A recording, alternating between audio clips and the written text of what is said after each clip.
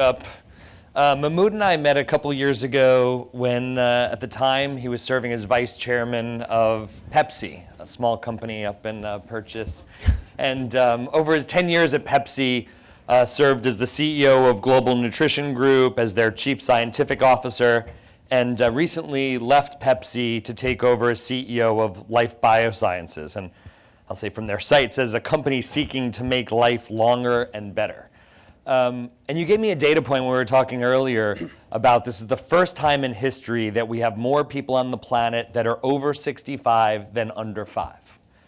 First time ever in history. Why is that an important data point to pay attention to? Well, it's from several facets. Let's take a look. It's not only there are more over 65 than under the age of 5, that under the age of 5 percentage will continue to decline. And over the age of 65 will continue to increase, and there'll be a several-fold difference. Fast forward about 15 years from now, which is not a long time, those over 65 will need to be taken care of by young adults, which is these under 5, which is going to be a diminishing part of the population. Our current care system is based on the premise that the next generation, either voluntarily or through a profession, will take care of the last generation. But those of us who are boomers, we have a problem. We're going to have a lot of us and relatively very few of that generation. And the time to take care of it is now. So let's then talk about Life Biosciences. Why don't we tell the audience a little about what it is and why this excited you to leave a company like Pepsi to take over at Life? So I'm an endocrinologist by background, practiced endocrinology, Mayo Clinic, was in the pharmaceutical industry, actually was president of R&D of a big global pharma company. So I've sort of come back to my roots. That's the first thing. The second is, historically in medicine, we've been thinking about age-related diseases as individual diseases. The reality of it is, whether you look at heart disease, high blood pressure, diabetes, dementia, Alzheimer's, blindness, all of those go up and increase as a function of age. Medicine in general and society have sort of taken the premise, well, that's just part of getting old. And nothing we can do about it, so we'll patch up the rest of our body. And so you'll treat the blood sugar, you'll treat the blood pressure. If you have a stroke, there may be not much we can do. And if you get Alzheimer's, there's definitely nothing we can do. Where we got to as a consequence is the fact that if you're over the age of 65, every 5 years the risk of Alzheimer's is going to double. By the age of 85, if you're lucky enough to live to that, 1 in 2 people in this room will have Alzheimer's. 50% of the people, so if you look at this room, it's divided in the middle, half of you on one side will get Alzheimer's if you live to 85, a quarter if you live to about 70-something. So that's how medicine has sort of taken the approach. I practiced. The science and the biology of aging actually tells us something very different, and which is what is so exciting about how we think about it. We've talked this morning about many global challenges, and often we don't talk about, so what are you going to do about it? Let's talk about what you can do about it. We know ever since the first living organism came on this planet, that organism has used 99.9% have used oxygen for energy. They've been reproducing, that's the definition of life. But what we've sort of omitted is ever since the first living organism came, not only was it living, it also was aging. And so as we evolved as different species, just like we carried respiration and reproduction as a path across all species, we've actually carried aging as across species, what we in biology call conserved pathways. Why is that important? Because we can actually use other species models to actually interrogate, understand, and find ways of addressing aging at a biological level. The way we've done it in society, if I may, is you age as an individual, I age as an individual, and I'm going to adapt the environment around you, either through different building design, through different devices, or patch you up and give you assistance and see how. Now what happens is society has allowed us to live a little bit longer, but actually we spend 10 to 20 years actually just declining. physically and mentally declining. So what medicine has given us is a longer life, but a relatively much, much smaller functional life expansion. That's because we didn't address the biology. I can talk about how to do that. And that has a huge, I mean, we were talking about the economic consequence of that, right? So you brought up Alzheimer's, and you gave me another data point that Alzheimer's is the #1 cost for health services today. So if you actually look at the cost of health care in the United States today, and to some extent Europe, it isn't cancer, it's not rare diseases, it's not heart disease. Actually, it is Alzheimer's and dementia. Because not only do these patients live a relatively long time, they not only need medicines, but they need a lot of social care, environmental, aids, etc. That doesn't account for the loss of productivity of the people who take care of these individuals, which 2/3 of the time, by the way, are women, and most of those, and about half the time, that's daughters. Being a son, that's something I should reflect on. But that is the reality, and so it is hugely burdensome. So you talk about we've come up with... Can I just add? Now, if you actually address it, this is a study done, an academic study, and it's one estimate, but if we could prolong healthy life by 2.2 years, over a 50-year span, that's about $7 trillion of productivity. So you want to invest in something? $7 trillion return. So we've talked a lot about AI and automation, removing jobs from the workforce. So we've talked a lot about people looking for jobs. So now we're going to keep people in the workforce longer. Talk about those people now that aren't forced out to retire at 65. What are they now doing, that really is, again, contributing back towards, the private sector? Well, many people, and I've heard, your meetings talk about this. We have this notion that young people are the best entrepreneurs. The reality and the statistics show that an individual, an entrepreneur starting a business after the age of about 45 or 50 has a greater chance of success than a 20-something-year-old. And they continue to build businesses. So what that tells you is, while disruption is good, experience is critical.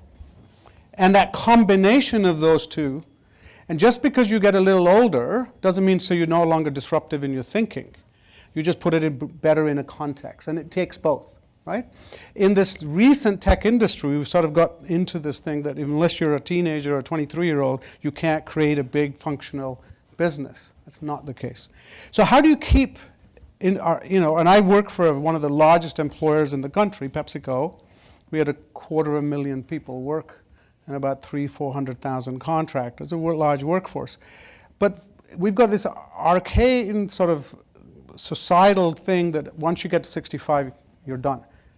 Yesterday, I heard the CEO of Merck talk about where he was actually asked to retire at 65, one of the most productive periods in his life, and he was told, now you're done. So if you're functional, capable, and we can maintain you biologically functional, there's no reason to exit. Now, we have to rethink as employers how we employ people. Maybe you want to split the job. Maybe you want to, if there are, this is a German automotive company. They just realized that some of their older production line workers were some of the most productive. But they just needed to provide them with different assistance for mechanical work so that they could continue to be part of the production line. So we're going to have to rethink. But let me come back to the biology for a second, which is what really excites me. This is not Star Trek and craziness. For those of you who are older than the age of 40, this is relevant to you. Anything less than that, you're indestructible. For the 40-plus-year-old, here's what's going on. As from the day you were born, your cells have been dividing. The old school thinking was that as each subsequent generation of cell got older and older, somehow the message from the first cell down to the 100th generation of cell was lost. Because your DNA got damaged and you got older and all the rest of it, the smoking and the couch potato lifestyle and flying in too many jets and all the rest of it. Right?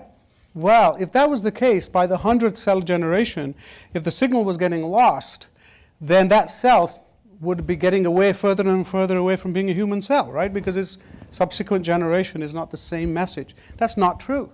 There may be small changes, but they're still functional, for the most part, functional cells. So what's going on? It's a bit like a CD-ROM, for those of you who are old enough to remember CD-ROMs. Remember, we used to put movies on those things. Imagine the CD-ROM, as you're making copies, gets scratched. As it gets scratched, its knowledge data is still there. You can't read it. So we've been looking to find where the errors in the data were, and it's actually what we've realized is actually our machinery in the cell to read it is now. Now, there's some internet people in the room, right? I don't know anything about the internet, but let me go back to Bell Labs in the 1960s. And a digital signal processing engineer back in the 60s suggested that when something sends a signal and there's a receiver or transducer, if there's any loss in signal, there's actually a monitoring box that receives the information at the same time, and if the receiver gets an error, it goes back not to the source, but actually to this box and pulls down the rest of the information, right? And for those who invented the internet, they call that part of the internet protocol. Now, we assume that's sort of a human discovery. You know, we're brilliant, the internet guys, and actually nature discovered it before us. That is actually what happens now, as best we understand, that when a cell divides, it not only sends a signal on, it actually monitors. And what's happening with aging is the monitoring box no longer is able to, the cell can't retrieve the information from the monitoring box. That's one of the mechanistic pathways of aging. And if we can address that, and I'll give you an example of how powerful this is. This is a real example. If you take the egg of an older woman and put it into a young woman, the fertility rate doesn't change. The body's young, but the egg is not. If you take the egg of a young woman and put it into an older woman, its fertility is the same as the younger woman. It's not the host, it's the egg. The egg is aged. And yet what doesn't make sense is that egg is a young egg within that older woman because it just divided. So what has happened? So some of our scientists have taken that and said, okay, what if we could restore the ability to read the information in this new egg? And doing that, and we took two-year-old mice, that's about an 80-year-old woman in human terms, and showed that you can actually treat the egg and the mouse becomes pregnant and fertile at the age of 75 in human years. Now, before you think, well, we're not all mice, and why would you want a 75-year-old woman to want to be pregnant? The number of IVF procedures in this country is going up exponentially in 35 to 40-year-old women, where the 40-year-old has a success rate of maybe 1 in 3. With lots of procedures, if any woman knows anybody who's IVF procedures, you know what I'm talking about. We've actually now done this with larger animals, and we've shown, and we're in the process, that you actually dramatically increase the fertility by actually restoring the fertility and the programming of the egg. Not to genetically modify it, just to allow it to read its own genetic information. That's what we call actually restoring the function. Imagine, and I'll stop with this example, imagine if you take a blind mouse. The number one cause of blindness in this country is age-related blindness, glaucoma and macular degeneration. Imagine being able to tell the retinal cells that could regenerate when you were young and no longer can regenerate, instead of actually trying to patch it up, allow and signal the retinal cells to regenerate again. And you will be seeing a very exciting paper that's been submitted for publication showing you the results of some of that data. Let me just stop there. Yeah. And we only have another minute or so, but talk about the unique combination of the relationship. The theme is collaborating for responsible growth. The collaboration between academic research and the company, and we only have half a minute or so, but talk about the unique structure of the company. My belief in my former career at PepsiCo carries over to this company, which is the best ideas and the best minds are distributed around the world, not just around this country, but around the world. And scientists that are doing discovery, basic research in their academic labs are the engine to that. And that's why Silicon Valley and Boston thrives, because you're actually in close proximity. What if you now take this to the next step and say, wherever the scientist in the world, we're going to leave them there, in their ecosystem, Europe, Australia, Singapore, Israel, you pick it, and let them continue to innovate and the discovery, but we now create this network of IP that's now flowing between these labs, because biology is a matrix. Biology is not a vertical system. We're a wonderful matrix, but if we could come at this matrix problem with a matrix organization that's trying to interrogate this, you're very different in structure than the traditional technology company that says, I'm working on this vertical, another guy's working on this vertical. And that's exactly what we're doing at Life Biosciences.